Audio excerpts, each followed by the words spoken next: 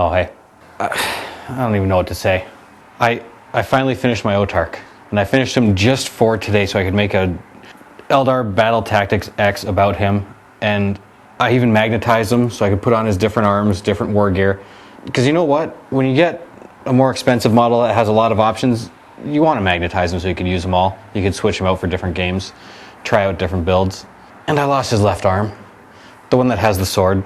And I didn't even have to magnetize that one. He's only got one left arm. It's got a sword in it. I could have left that on. Yet I magnetized it and now it's gone. I don't even know what to say. It used to be, he was just prime black with no arms even on him. I'd tell my opponent that with his high initiative, he was just moving that fast you couldn't see him. And now it's gone. And my phone's ringing. Hold on just a second. Oh, I missed that. Well, I guess I'll have to order a bit or order a whole new Autarch. Let's get this done anyway.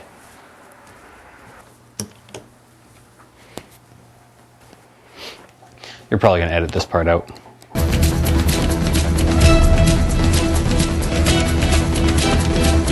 Eldar Tactica. Eldar Battle Tactics X. Hey Wargamers, this is Joe for MiniWarGaming.com. I've got another Eldar Battle Tactics X for you, and of course, as you all know, X is for incredible. Today we're talking about your other HQ. Well, one of your other HQs, an Autarch. I think that's the only way you can say it. That's the way I'm saying it.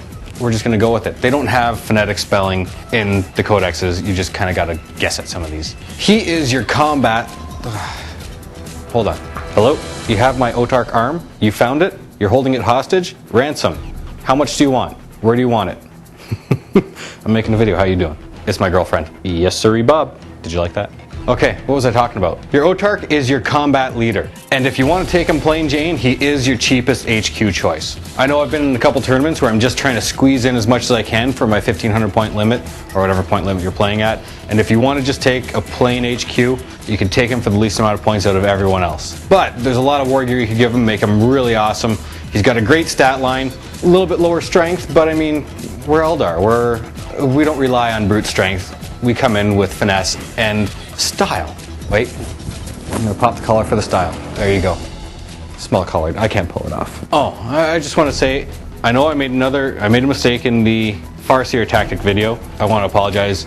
The Ghost Helm isn't an optional war gear. He comes with it. My mistake. You can tell I don't play my Eldar nearly enough nowadays because I've been too busy working on other things, painting, and well, plus the club's been closed for a little while, and so I don't get to practice. You know what? Help me out. Come down to the club if you're in the area. If not, find a plane, get on it, get down here. Come to the club, challenge me to a game. I'd be more than happy to accept the challenge. First off, one of the great things about taking an Autarch in your army is that any reserves come in faster with him on the board. Actually, he doesn't have to be on the board, he's got to be in the army, and reserves will come in faster. Your reserves come in faster and more reliably, which is great, especially if you're going to play some infiltrators or scouts and use their outflanking move, which we'll get into a little bit later because there's some great units that can do that, and it's a lot of fun to catch people off guard with them.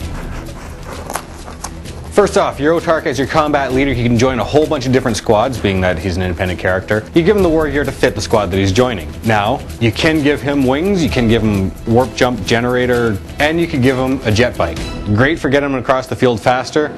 Personally, I usually put him in a wave serpent, so I don't give him that stuff, just save some points. I'll go into that later. You could also give your Autarch either Manda Blasters or a Banshee Mask. Now, Banshee Masks make sure that you're attacking first in close combat. Manda Blasters give him an extra attack.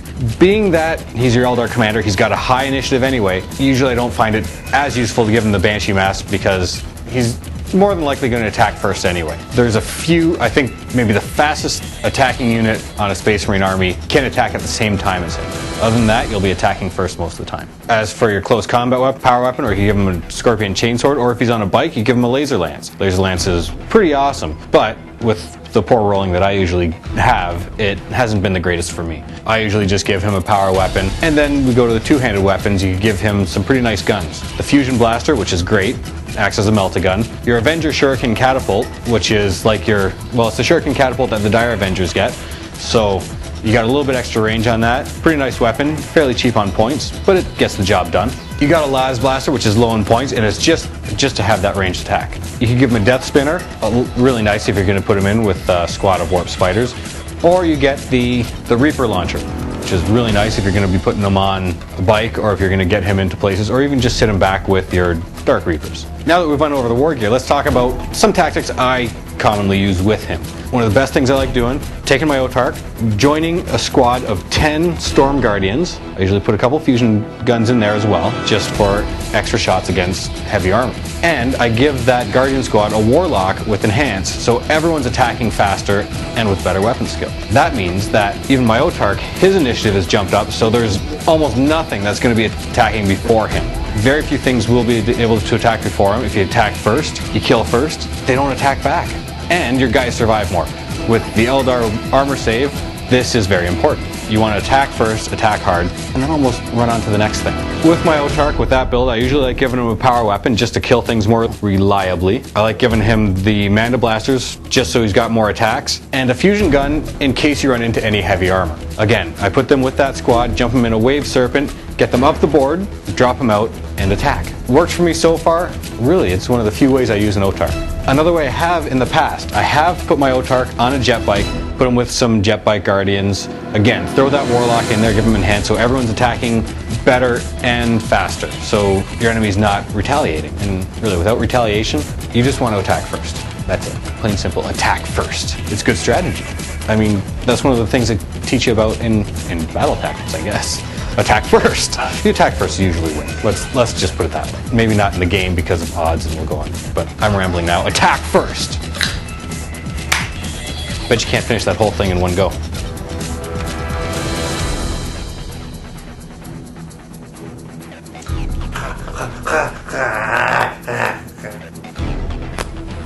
That's impressive. So really, there's only 2 ways I've ever used an Autarch, which is kind of sad. But you know what? They've worked for me. Did I talk about my Autarch on a jet bike? Get him in there. Again, give him Manda Blasters because you want those extra attacks. You give him the power weapon just to attack, kill stuff more reliably. You give him the Warlock with the squad, so you give him a squad of Guardians who have a Warlock with them, just so you get that enhanced, everyone's attacking faster and better. So this has been the Eldar Battle Tactics X Autarch Edition. Just in case anybody was wondering, yes, I changed my shirt before I came in and did this video today. Just for you. I don't even have a watch.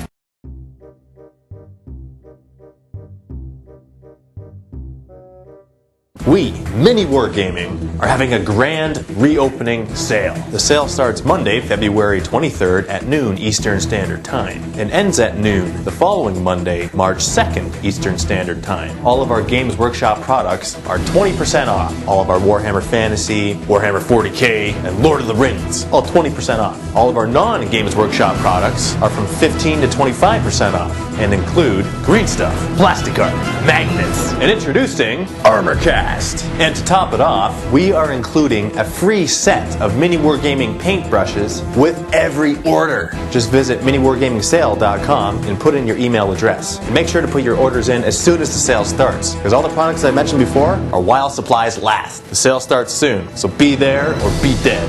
I mean, yeah, just be there.